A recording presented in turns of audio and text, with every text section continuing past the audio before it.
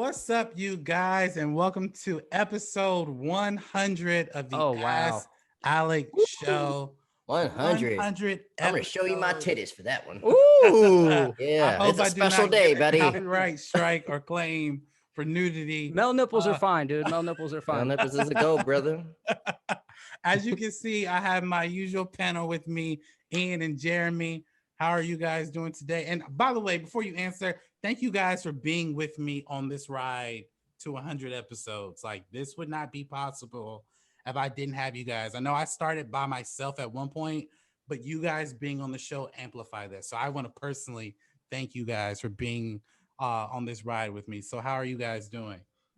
I think it's time for a name change to ask Ian and Jeremy and Alex. No, I don't know, man. I'm doing good. I'm Nah, getting a little taste of the summertime. I imagine it's even hotter for you guys. My you have no studio is idea. warming up, Ian. Oh, for sure. You have no idea. It's a different type of hot, for sure. And I agree we should change the name, but not what he said. I think we should call. Don't ask me a damn thing. All right, fine. Don't ask Ian. Ask your mama. That's what we should call it. yes, man. But I thank you guys for being on the show and creating this camaraderie that we have with each other. But if you guys, first of all, I want to also thank you guys as well for sending your questions, watching me over the years. I think I started this back in 2019. So the last 2 years, I've been able to accumulate 100 episodes. So I do appreciate you guys keep coming back and watching and sharing and commenting. This wouldn't be possible without you guys as well. But you guys know the drill. If you want your question or topic on this show, it's very simple. Send it to the email at theaskalexshow@gmail.com. That's theaskalexshow@gmail.com. If you send me your topic or question, I will definitely answer on the show. Side note, stop sending me questions about Lil Nas X because I can give a shit. I do not care about his. I made a video about that video. if you want to know my opinion. Yes. Ian made a great video about that on his Facebook, and I believe your YouTube, right? Yeah, well, Facebook is the full video. So okay, so yeah, YouTube has a little bit of it. Yeah. Okay, so it's on his Facebook. Definitely check it. Listen. Yes, I'm a Christian. I believe in Jesus, but honestly, I do not give a fuck what that artist does. Hey, do what you do. I could care less, but please stop asking my perspective on that because I genuinely do not care. So, let's go on to the first question. I mean, I think it's dumb. Like, it's just, I mean, it's a music video with him giving the devil a lap dance. So what? Like, So what? Who gives a shit? Like, that's just me. Now, let's go ahead and jump into the first question of the day. And the first question comes from, Darren King. And he writes, "Hey, Alex, so after watching the Snyder Cut, should WB restore the Snyderverse after the success of the Snyder Cut?" Good question. Well, thank you for your question, Darren.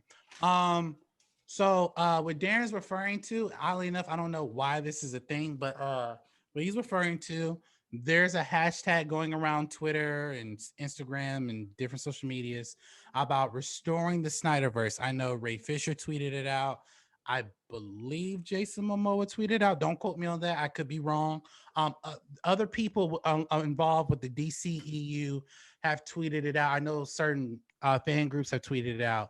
And it's calling upon people to restore the Snyderverse by making the Snyder Cut canon. Now, I gave my review for it. I thought the Snyder Cut was amazing in comparison to the original. I thought it was a whole lot better than the original.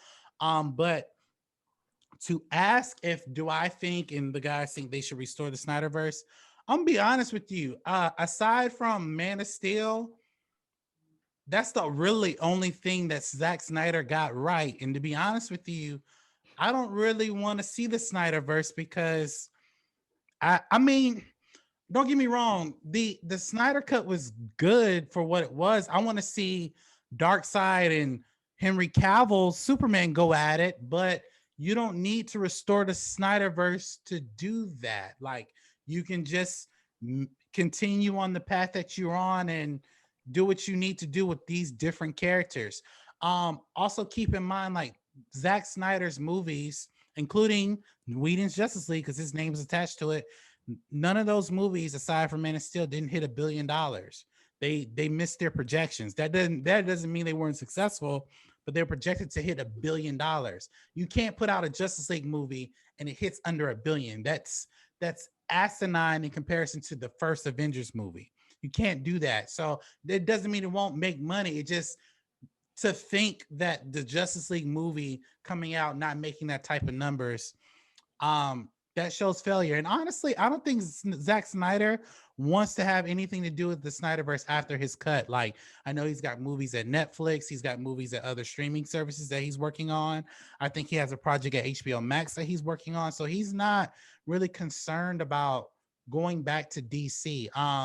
So the Snyderverse was good for what it was, but I'm actually interested to see something different. So Jeremy and Ian did see the Snyder cut. Jeremy, what do you think about restoring the Snyderverse and making the Snyder cut and everything that they did canon? Like, do you think that WB should do that? Nah, man. No. There's like 10 different change.org petitions right now for restoring the Snyder cut. I was trying to get an exact number on how many people have signed these, but it's like 25,000 in one, 45,000 in another, 6,000 in another, 3,000 in another. So all sorts of people have started these petitions. Here's one to have Amber Heard fired from Aquaman 2, remove Amber Heard from Aquaman. So which Amber Heard, the British one or the American one? Please let it be the British one. Yeah, I suppose that's fair. Also, especially the British one, though. I actually, yikes. And we're talking about like the posh British one from the first half of the movie, or the Cockney one from the end of the movie, where she's all like, "All right, though, governor, we're gonna go kill Steppenwolf," or whatever. I was like, "What the fuck?" No, man, I don't. I agree with you, Alex.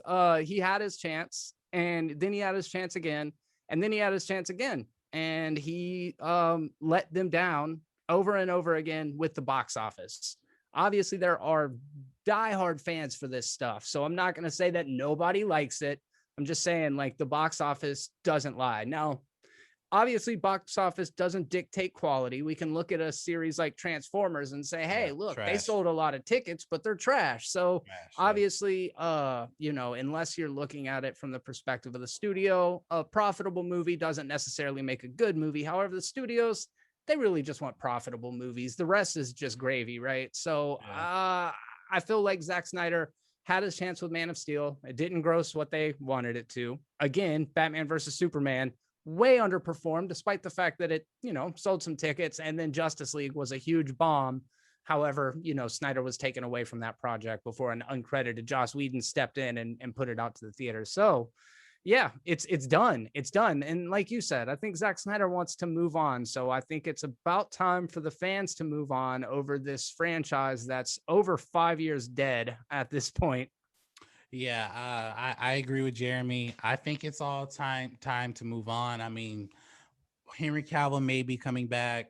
Ben Affleck's going to be done after The Flash. So I don't really see the point in restoring the Snyderverse. But Ian, you saw the movie. You gave your general thoughts about it on your channel as well.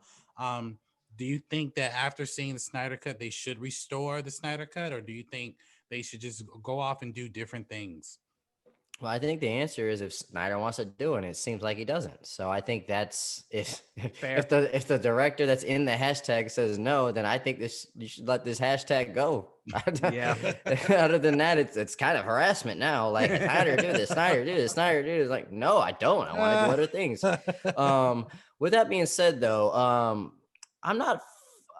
I'm fully everything I just said of let the director decide what he wants to do, but what a fucking PR nightmare all of this has been. Like, this is so confusing and ridiculous to the viewer. Like, just take away anybody that's like on its side of, hey, the Josh Whedon universe or the Snyder universe or the DC universe. Just as the casual viewer that's trying to follow a cohesive story, and you're seeing these movies back to back with these same actors in a movie, but it's not canon, but it is canon. It's just, what the fuck? So I think the main thing they need to focus on is just getting that cohesive story make sense. Because honestly, let's just take this back to the 90s before the internet. If I was just a casual kid did have no agenda or no team watching this, I would not want to watch any of this anymore. I'd just be like, this doesn't make any damn sense. I'm just gonna stay watching Marvel movies. That's my thing. Restore an actual universe before you get to any director to lead this universe. That's my opinion. So, Ian, what do you think about just straight up DC moving forward, no continuity? Is that the right strategy? And same to you, Alex. I think that's what they should have did the whole time. But but then when you get to this Snyder universe or this DCE unit, that's when it gets confusing. But no, I'm cool with just one-offs. If you want to keep the same characters and do different movies that are not just following like some kind of crazy cinematic universe. This looks like what they're doing with the new Suicide Squad movie. Yeah. That's not connected to another one. I'm cool with that. But if you're telling me this is an expanded universe and doing all this, but you're having a different Batman, you're doing all this, then this is ridiculous. Like, just chill the fuck out. I mean, that's just my opinion on that.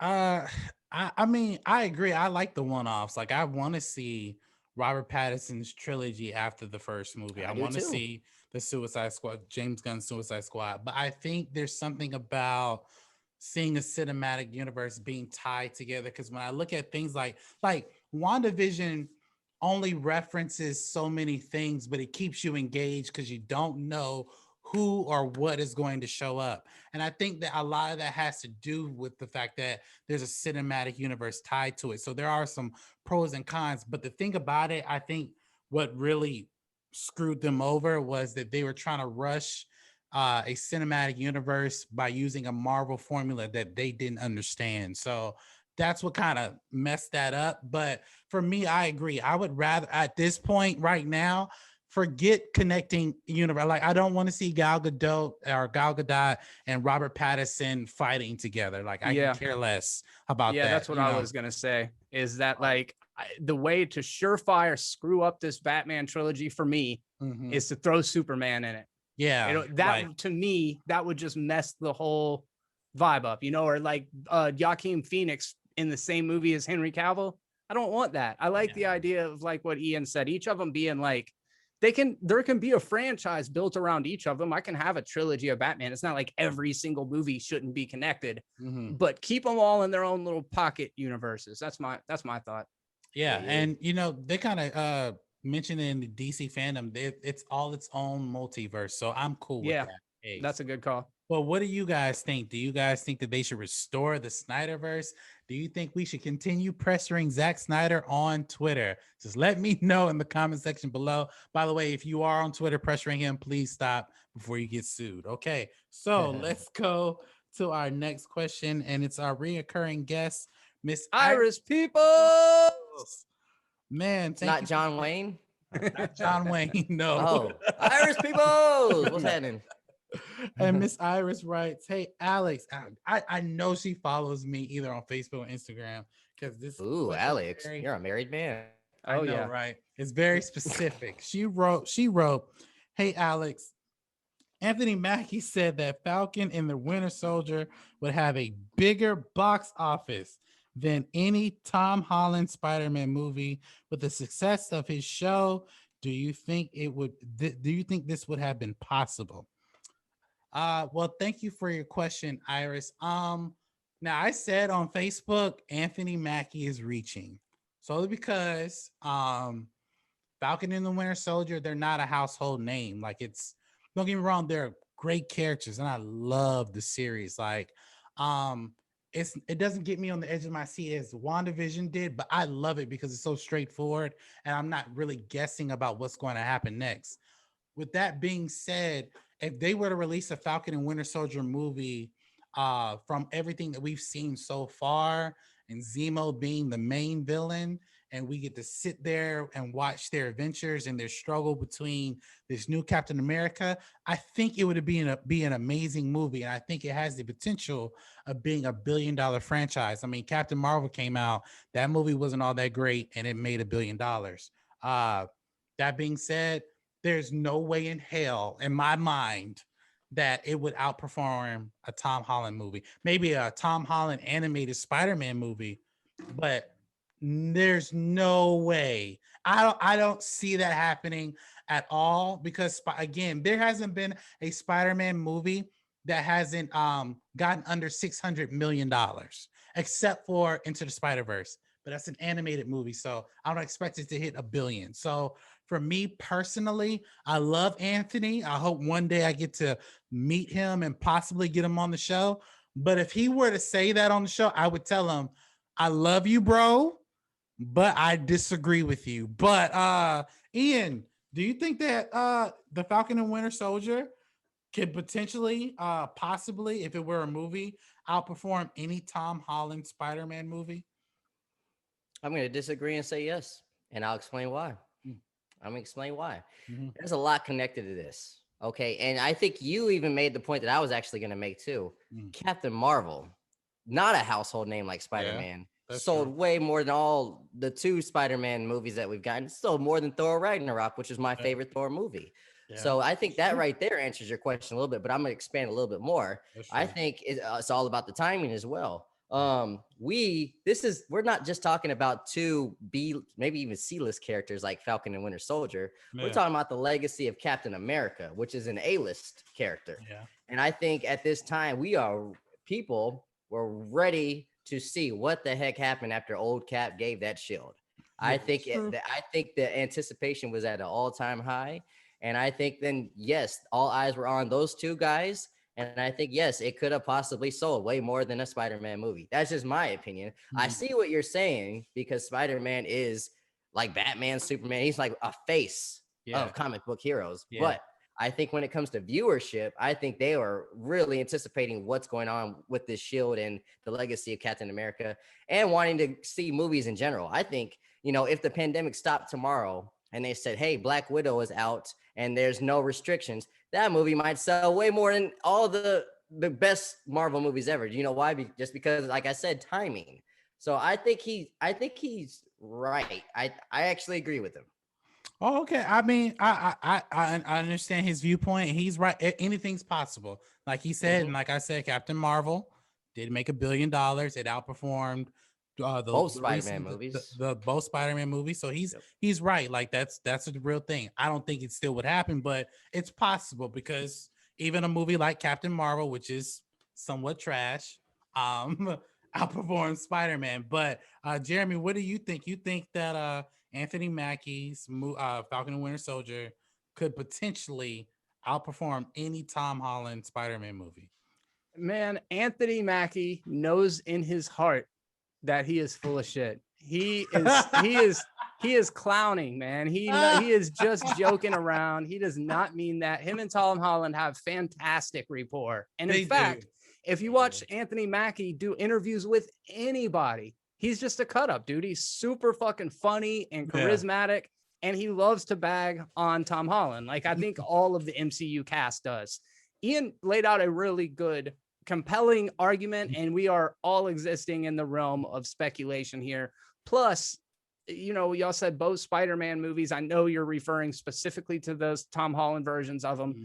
There's also 2 other ones. There's also 3 other ones. So that is also possibly going to diminish the box office, right? Like people aren't as excited to go see Spider-Man because we've already seen them a whole bunch of times. Mm-hmm. That said, nobody's paying to go see Sidekicks the movie over Spider-Man. It isn't happening. And then let's look at it from a more social perspective, and I might get grief for this, but you look at Captain Marvel, it had the girl factor. You look at Black Panther, it had the Black audience factor. Both of those have kind of been spent now, so I don't know that the next female-led superhero movie is going to get the same amount of a reception as Captain Marvel did. We'll see with Black Widow. I think that'll be a great litmus test, but I have a strong feeling that there's going to be diminished box office returns simply because it's not the first female in the MCU anymore. Again, completely speculating here. I think Anthony Mackie was just joking around, similar to the way that Paul Bettany was just joking around when he talked about the actor that he really had wanted to work with. When you read that in text, we can have a million think pieces about it. When you hear him say it on the radio or the podcast, whatever interview he did it on, it's so obvious. He's just fucking around. So you have to take a lot of what they say and just, he wasn't trying to literally say, if you stack my shit up against Tom Holland, I'm going to beat that kid. Because what he really means to say is, I like that dude. Me and him were buddies, you know? Yeah, I agree with that because there are plenty of videos of their banter, and you know, Tom Holland's even made the case like, I've had movies they gave you a show.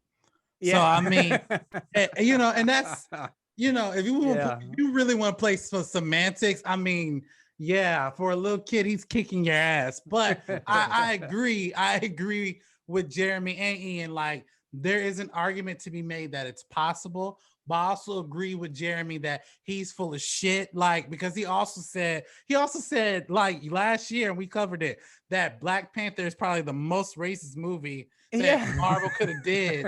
And I was just like, like, really? Like, I get what you were saying. Like, you were saying that they only hired Black people for this movie, so that makes it racist. I was like, well, I don't know if that makes it racist, but I think you're coming from a very wild perspective. But I get what you're saying. Like, I do agree that it's possible. Anything's possible. I mean, you know, Guardians of the Galaxy, I don't think it hit $1 billion, but it hit a lot of money. And I didn't think it would do that. And I think, you know, internals and all these other properties would hit high amounts of money as well. So, but what do you guys think? Do you think Falcon and Winter Soldier, if it were a movie, has the potential to be bigger, have bigger box office than Tom Holland's Spider-Man? Jump into the comment section below and let us know your thoughts. And that will wrap our show today, guys. I only got 2 prominent questions, but again, if you want your question on the show, just send me an email.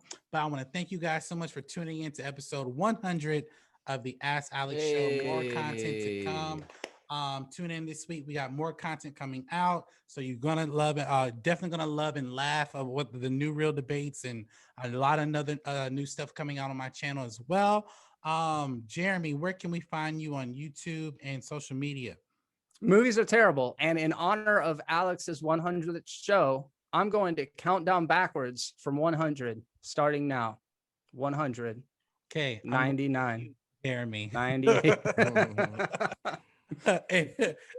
Thank you. I do appreciate it. And Ian, where can we find you on YouTube and social media?